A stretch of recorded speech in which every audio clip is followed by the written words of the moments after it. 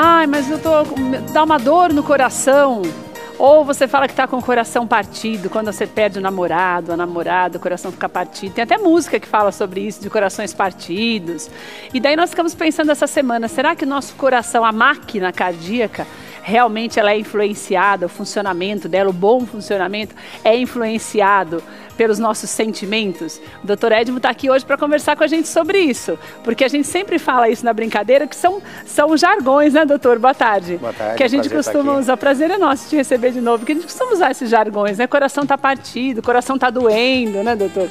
Que você fica chateado, fala que está com o coração doendo. E eu fiquei pensando, será que essas sensações, os sentimentos da gente, eles podem influenciar no funcionamento do coração, doutor? Eles podem. Inclusive, existe uma síndrome chamada síndrome do coração partido. Ah, quer dizer que não é só um jargão, é real. Não é um mito, não. É uma verdade, é real. E no dia a dia a gente vê constantemente as pessoas passando mal com sintomas cardíacos em decorrência de uma frustração amorosa, da descoberta de uma traição, de um relacionamento que já está desgastado. Doutor, eu me lembrei agora até de uma situação bastante diferente. Uma vez, teve um caso policial que eu cobri em São Paulo, que o rapaz era viciado em drogas e ele já há muito tempo tentava matar os pais, todas as vezes que ele roubava alguma coisa em casa e tal. E um dia o pai acabou atirando nele. E para defender a mãe, uma loucura foi na época. E o pai, depois de fazer isso, teve um infarto. E morreu, como a gente diz, morreu do coração. Perdão, doutor, isso pode influenciar a gente de tal forma que aquele sentimento dele na hora, o impulso de atirar no próprio filho, isso pode causar um problema como um infarto? Com certeza, porque uma sensação como essa, né, de ele cometer um homicídio, depois aquela sensação de que ele matou o próprio filho, alguém da família, provoca uma descarga adrenérgica, e a adrenalina é um hormônio que nós produzimos em quantidades normais, mas que numa situação de estresse agudo, como você descreveu, ou mesmo uma frustração amorosa, você receber a notícia de que você está sendo traído ou traída, a separação de um casal que vive junto há anos, o impacto é muito severo. E isso pode levar a essa sobrecarga de adrenalina na nossa circulação, e a adrenalina, por sua vez, ela tem um efeito de causar espasmo das artérias do coração. As artérias fecham abruptamente e fica sem fluxo. Então, se a pessoa já tiver, por exemplo, problemas cardíacos prévios, a chance dela ter um infarto é muito grande. Se ela não tiver, for uma pessoa saudável, ela vai ter muito sintoma, ela vai acabar indo ao pronto-socorro, às vezes vai ser feito até um cateterismo para excluir o diagnóstico de infarto, mas ela vai chegar a ser internada, a ser tratada como um infartado. Então a gente não pode subestimar o que o sentimento pode provocar no coração. Então uma pessoa, por exemplo, que passa por uma desilusão amorosa, ela pode ter um problema sério mesmo? Pode. Que pode se tornar crônico? Que pode ser uma coisa... Pode. Essa síndrome que eu citei, síndrome do coração partido, ela foi descrita para esse grupo de pessoas que tem uma sensibilidade aumentada. Isso não é uma frescura, quer dizer, tem pessoas que sentem mais, que absorvem mais, que precisam às vezes de um apoio até psicológico quando ocorre essa perda. Né? Os japoneses estudam muito essa síndrome, tanto que ela é chamada de Takotsubo no Japão, síndrome de Takotsubo, e ela reflete isso, um grupo populacional de meia idade, geralmente entre 40 e 60 anos, que é quando a gente tem mais produtividade e mais envolvimento amoroso, e essas pessoas começaram a refletir no dia a dia sintomas causados por decepções amorosas. Então, não podemos subestimar. Como eu disse, às vezes o médico acaba tendo que internar, fazer exames extremamente invasivos, como é o cateterismo, porque ele desconfia, pelo padrão do sintoma, de que a pessoa realmente está infartando. E doutor, isso também acontece no que diz respeito à raiva? Mesma a pessoa coisa. Que passa nervoso demais, passar nervoso é uma coisa, agora a pessoa que é raivosa mesmo, que estoura com tudo, também pode ter problemas? Com certeza. Isso no dia a dia do consultório, Keila, a gente vive ressaltando aos pacientes. Aquela sensação, se a pessoa tem uma formação de personalidade, de modo a estourar com qualquer coisa, brigar por qualquer coisa, ser excessivamente explosivo, porque as duas extremidades são ruins. Você guardar muito o sentimento é ruim. Você fica sofrendo em silêncio, isso também faz mal. Mas por outro lado, você ser extremamente agressivo, explosivo, também você vai ter a mesma descarga adrenérgica e isso vai causar os mesmos sintomas. Então não é incomum a pessoa numa briga, uma briga de casal, por exemplo, durante a briga ela ter uma crise hipertensiva, ter uma arritmia e acontecer um infarto ou um derrame cerebral. Então, a pessoa que é mais calminha, que é mais triste, não tem problema. A pessoa mais equilibrada... Tipo a pessoa mais deprimida.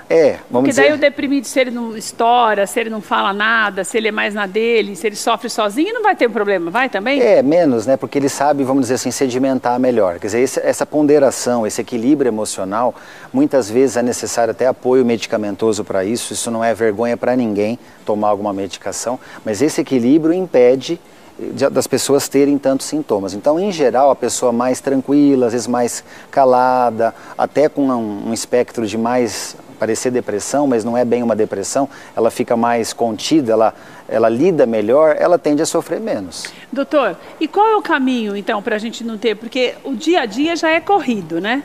A vida da gente já é estressante naturalmente, porque nós, principalmente quem vive em grandes cidades, a gente tem o trânsito que não colabora. Você tem hora para as coisas e é tudo muito confuso nas grandes cidades, né? O nosso dia a dia já é atrapalhado, então isso já tira um pouco a gente do prumo, falando numa linguagem mais... Com certeza, são fatores que nós não controlamos, né? E daí o que a gente tem que fazer para tentar ter uma vida equilibrada para que a máquina funcione com maior normalidade? Então veja bem, olha, como você mesmo pontuou, existe uma gama de fatores externos que nós não controlamos. É o trânsito, é o clima, é a poluição, são problemas de outras pessoas que nos envolvem indiretamente. Tudo que contribui para deixar a gente louco, né? Tudo deixa a gente louco. Então, como são fatores externos e nós não conseguimos, por mais que a gente queira absorver, nós não conseguimos resolver, então essa conscientização talvez seja o primeiro passo. Saber que nós temos limites, que se alguém está fazendo alguma coisa errada ou alguma coisa não está dando certo e você já tentou resolver isso, aconselhar, mas não consegue, existe o livre-arbítrio.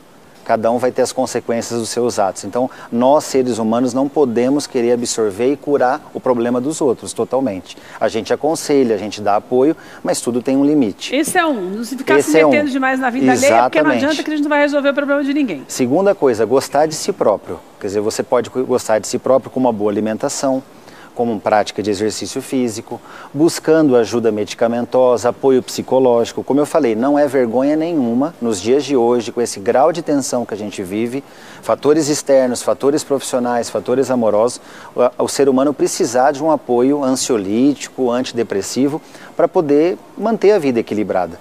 Então, gostar de si mesmo, se alimentar bem, evitar alimentos mais fortes, mais condimentados, mais estimulantes, alimentos ricos em cafeína a gente não deve consumir tanto, a gente deve evitar o máximo possível e fazer exercício, ter um escape, quer dizer, mudar a sua rotina. Se a sua rotina é só trabalho, casa, trabalho, criar uma mudança na rotina, então um cinema uma vez por semana, sair com amigos uma vez por semana, mudar, fazer alguma coisa em casa diferente durante a semana, receber amigos. Você tem todas as possibilidades do mundo hoje com recursos tecnológicos para fazer coisas diferentes. Se dedicar a algum hobby, artesanato, música, leitura, escrever, de tal forma que você se distancie daquilo que diariamente está sobrecarregando. Doutor, e quais são os sintomas para nós começarmos a perceber que aquilo que é uma ansiedade, algo normal, que você estoura de vez em quando, fica chateado de vez em quando, já é um sintoma de que é necessário dar uma parada porque precisa de ajuda? Dois sintomas indicam que nós estamos extrapolando o nosso limite. Dor no peito persistente e batedeira no coração, a sensação de palpitação. Quando uma pessoa começa a ter persistentemente isso, algo está errado. Pode até ser que seja algo benigno isso, não quer dizer que seja algo grave, que a pessoa vai morrer.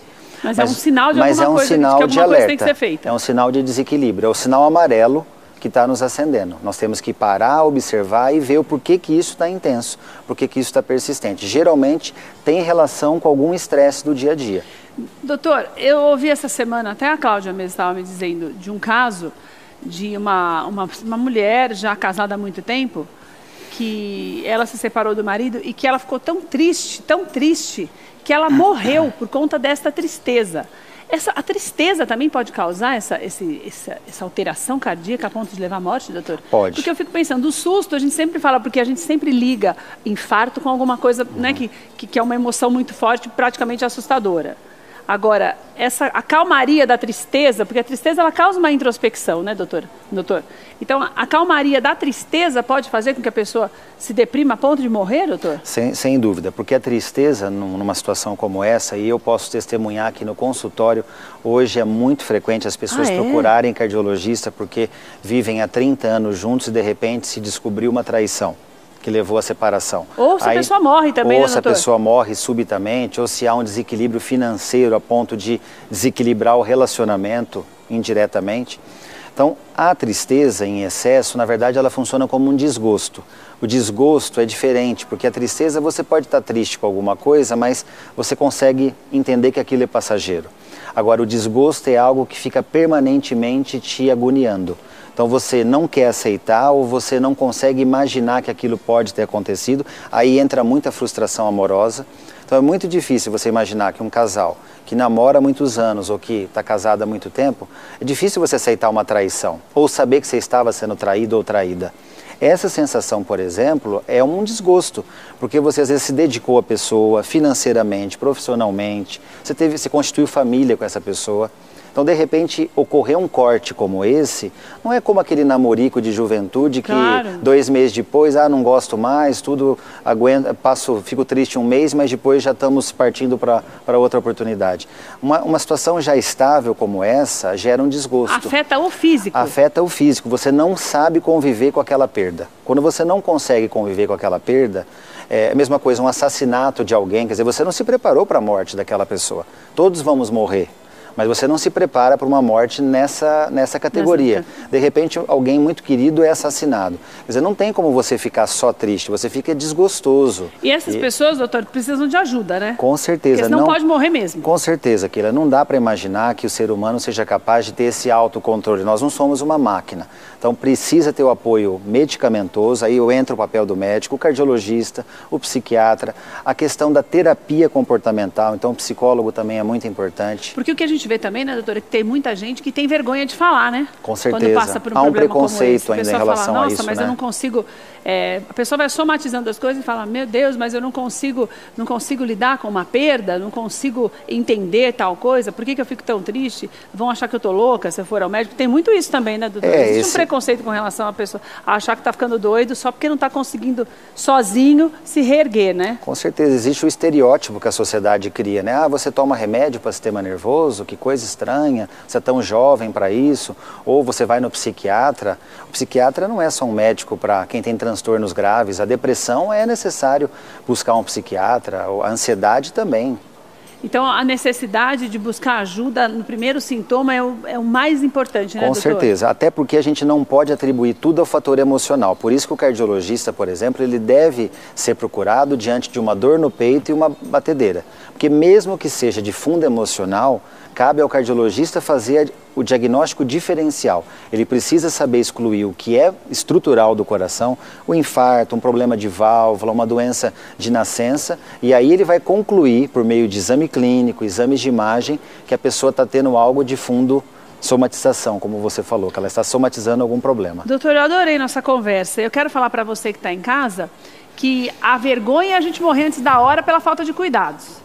Isso sim, né, doutor? Com certeza. Então você precisa começar a se cuidar melhor. Toda terça-feira nós damos as orientações para você através dos nossos especialistas para que você tenha saúde, uma vida mais saudável, para que você seja prudente nas suas escolhas. Daqui a pouco vamos falar sobre essas modalidades de cirurgia bariátrica. A gente sempre conversa sobre isso também. O doutor Barrichello sempre fala da necessidade de você ter bom senso, até no momento de fazer uma escolha como esta, e esse bom senso ele se estende para a sua vida pessoal, profissional, para o seu convívio com as pessoas, para que você mesmo, porque muitas vezes a pessoa produz a doença, né, doutor? A gente pode causar o próprio mal a si mesmo, né? Porque a gente cria tanto grilo na cabeça que começa a achar que tudo que a gente sente é doença, que os outros não têm nada, só a gente tem, que nós somos inferiores. Então nós podemos fazer esse mal para a gente mesmo, né? Melhor coisa é procurar ajuda, né, doutor? Com certeza, senão você começa a se deprimir, se entregar e aí o desfecho nem sempre é favorável. Doutor, adorei. Volte sempre para trazer essas orientações para a gente. Será um prazer, uma honra enorme estar aqui com você. Estou recebendo o doutor Edmo e olha, tem o contato do doutor Edmo que é drgabriel@gmail.com. Se você ficou com alguma dúvida ainda, ele responde os seus e-mails. Tem o site também, né, doutor? Tem, é o drgabriel@gmail.com. drgabriel.com.br Desculpa, drgabrielcardio.com.br, tá aí na tela para você, entra no site, você vai conhecer mais sobre o trabalho do Dr. Edmo e mais do que isso, você pode marcar a sua consulta. Não é vergonha para ninguém você se cuidar, se preocupar com você, porque é o que o doutor falou, uma das regras importantíssimas é o amor próprio. Você gostar de você para você se cuidar cada vez melhor. Então entre em contato com ele para você já começar, se você está sentindo que tem alguma coisa errada. Obrigada, viu, doutor?